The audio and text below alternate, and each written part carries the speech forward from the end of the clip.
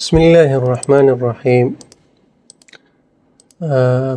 دوستانو په اے ایکس ما ټیکنالوژي یوټیوب چینل کې تاسو ته ښه راغلاست وایم.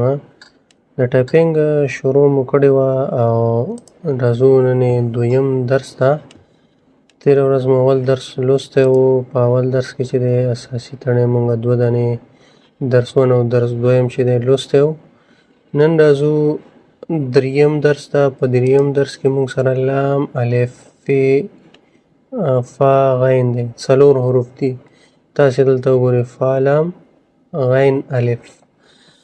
تاسې به دلته چې دی بټن پریس کوئ، ګورئ لام چې دی دا په کم کې دی؟ په جی کې دی.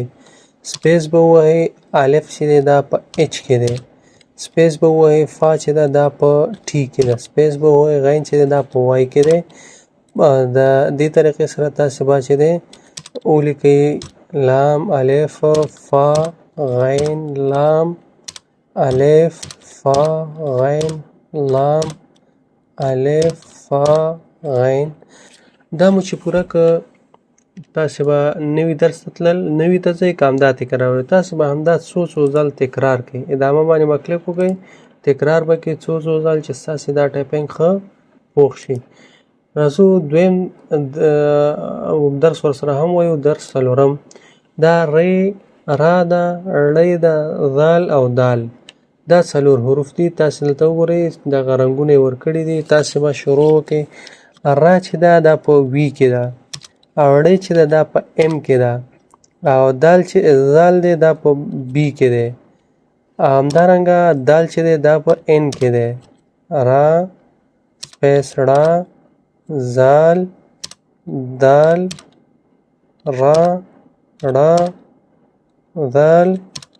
په دې طریقې سره به تاسې دا مخ ته ویسئ. دا زمونږ دویم درس شو چې تاسو ته امتیازات هم ښیي، چټکتیا هم ښیي. چټکتیا مثال مونږ 40 کلمې چې دی په یو دقیقه کې ولیکئ. دقت مو چې دی 93% دی. سلو ډاون چې دی دا مطلب پکې نشته بیخي.